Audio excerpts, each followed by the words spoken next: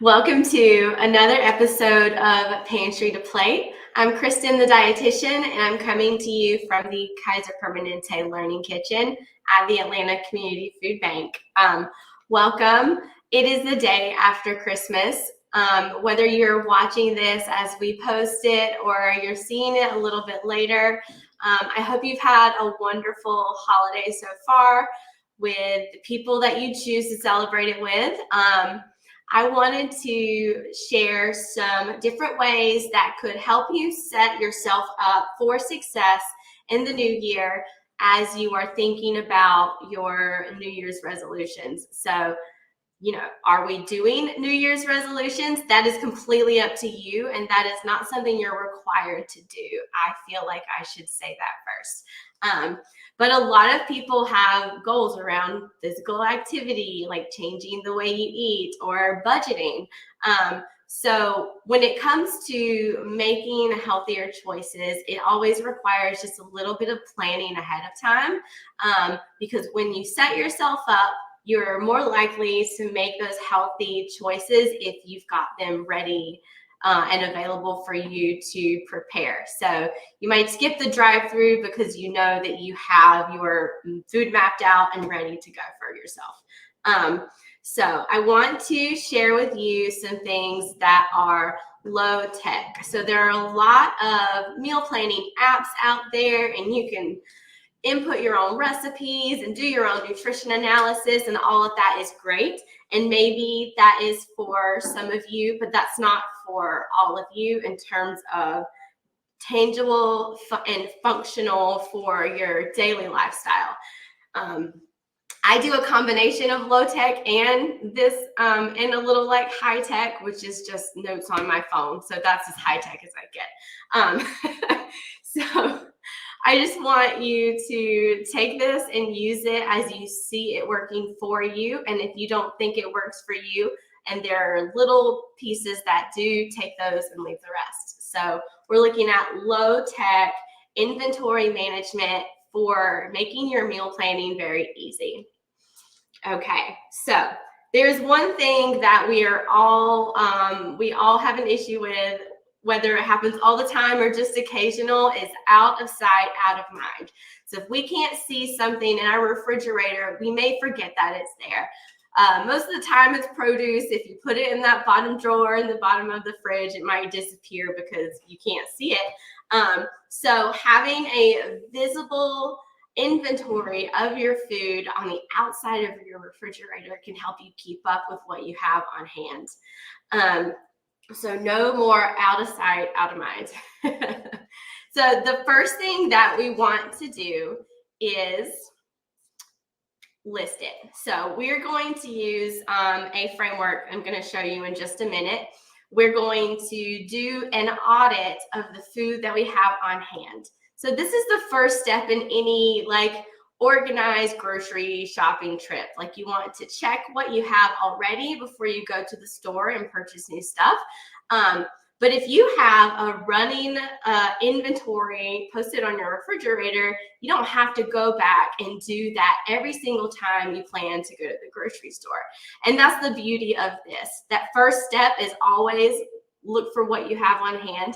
So if you can do this and set yourself up for later, you won't have to do it every single time you meal plan.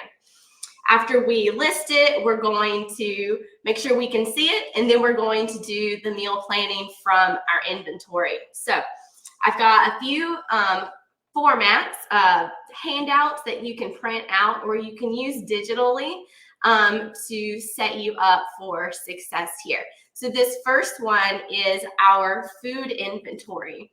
So I personally use something very similar to this at my house. I don't have the categories listed out really nice and neat, which I would love to do. But I do write down every time I bring in new groceries and stuff. I have a dry erase board on my fridge so I can go back to it and just make sure I can see what I have. So the idea here is that your food will be organized either based on the food group or where it lives in your kitchen. So you can choose that. based on how it works for you, like in your brain. So for me, it depends on where I am that week. Sometimes it's based on where it lives, and sometimes it's based on food groups. So to help keep yourself organized, you want to start from scratch. So you'll have your empty sheet here, and you're just going to go through your kitchen, and you're going to look for what fruits, what vegetables, proteins, grains and starches, any ready to eat meals, and like kits, like a taco kit or something like a just add water and protein kind of meal. You're going to list all of those out on your sheet. You can keep them organized based on the type. If you choose to do that, you could write a little FR next to it if you've got fresh strawberries, or if it's frozen, you can write a little FRZ. Like, these are all recommendations it's like a little reference sheet for you to save space in the boxes and keep up with the types that you have on hand. So once you go through all of your food that you have on hand, it'll be organized by food groups. And then you can reference your food groups on your refrigerator when you go to meal plan. What I really love to do is as you use the food, you want to circle it, mark it out, or erase it. So if you mark it out, that means you need to add it to your grocery list later because it's something that you use often. And then if you erase it, that means that you only needed it for that particular week and you don't need to buy it the next time. There is the corner on your sheet that has a running place for you to put your new grocery items there. But if you don't get to that, just marking them out, once you get ready to plan your list, you need to add those marked out items to your grocery list. And then circling them draws your attention to it. So if you've got some broccoli hanging out in that bottom drawer in your fridge, and you need to eat it or cook it soon, put a circle around it, and that'll draw your attention to it as you're getting ready to prepare your meals. So once you're set up with all of this, then that's where you're going to go into your meal planning. So we've got a meal planning document as well as a website to share with you to help you make decisions. So on this document, you can first start with your favorite dishes. I would recommend starting with dishes that you're comfortable with and not things that are new and exciting, which you can do later once you feel really comfortable in the process. So start with things that are familiar. So maybe that's like spaghetti. We're going to say our dish is spaghetti. And then for each of the food groups, to help you plan a balanced meal, you can fill in the blanks based on what you have on your food inventory list. And then from there, you can take this sheet with you to the grocery store, and you can purchase the things that you don't have on your list. I love this document because it helps you with the balance part of your meals. So when you go to meal plan, you want to think, okay, I'm making spaghetti. I've got a protein. So my protein is ground beef. I'm going to have some pasta. I'm going to have a tomato sauce. Are there any food groups that are missing here? It helps you to see it visually. So your tomato sauce is technically your vegetable, but there's a little room for an additional vegetable in there. Maybe you could throw in some frozen spinach or something like that. So it's just very visual. I'm going to say that word a lot.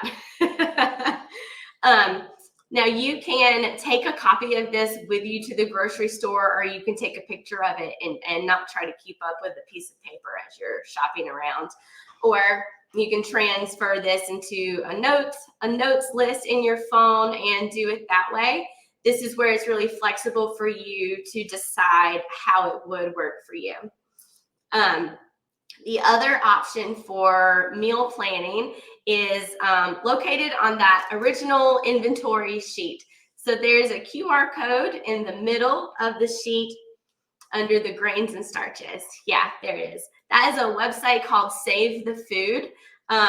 It's really great for helping you plan amounts of food. If you are doing like a bulk meal prep, you can input the proteins you're going to use and the vegetables and everything you have planned out, and it'll tell you how much you need to purchase and how much you need to serve per meal per person. So it really takes out a lot of the guesswork around how much.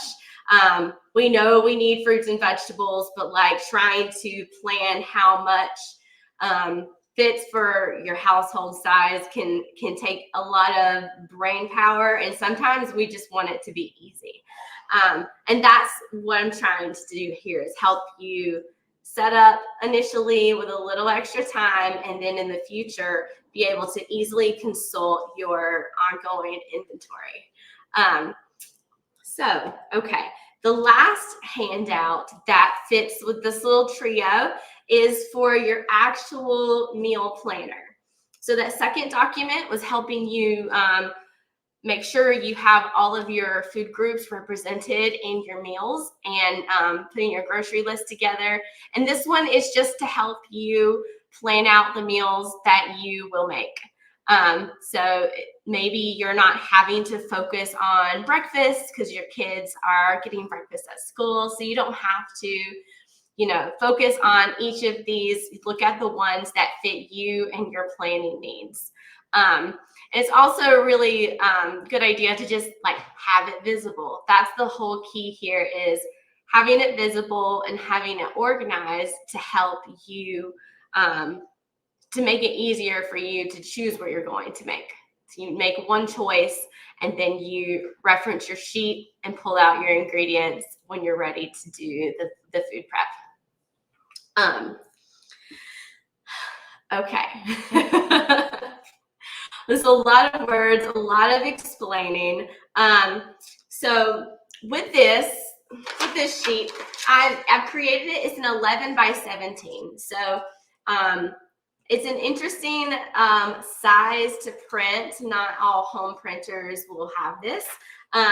So if you print it one time, you can put it inside of a picture frame, and your picture frame would then be dry erasable on the outside. So you've got the format inside, and then you can just write on the glass on the front of the frame, and that'll make it reusable. So you just print it once. Another cool thing, if you have a white refrigerator, like the kind of shiny white, they are almost always dry erasable. So you can just draw this right on your refrigerator. Now, be sure to test an inconspicuous spot somewhere like on the top in the very back of your fridge to make sure that it is dry erasable, because I don't want you to get in trouble if you don't own that fridge. But it makes it easy for you to just consult back to it, and then you don't have to reprint and all of that stuff. So I really love that tip. Cool. So when we're talking about making those balanced meals, I want you to keep the My Plate image sort of like in the back of your mind to help you keep those meals balanced. So ideally, if you can make half of your plate fruits and vegetables, or choose your fruit as your dessert, and then having a smaller section of your plate be a protein, whether that is a meat, a fish, or beans, and then your grains are going to be about a quarter of your plate. So this is what a balanced meal can look like, and your inventory sheet can help you plan your meals around this image based on the format that you have it stored. So I hope that this is helpful for you. I would love to hear your thoughts, and if you use this at home. So please drop some notes in the chat if you decide to use it, or come back and let us know if you used it to get yourself organized before the new year. We'd love to get some feedback from you. So you can find these tools and a lot more nutrition and cooking resources at the link here on the bottom of the screen. You can also take your phone and scan this QR code by opening up your camera and acting like you're going to take a picture. A little link will pop up, click that, and it'll take you to the Google Drive where all of our resources are stored. So it's the last episode of the year, friends. We'll see you a couple of weeks into January. Happy New Year to you. Whether you plan a resolution or not, I hope this is a tool that helps you keep your food organized and balanced. See you next time.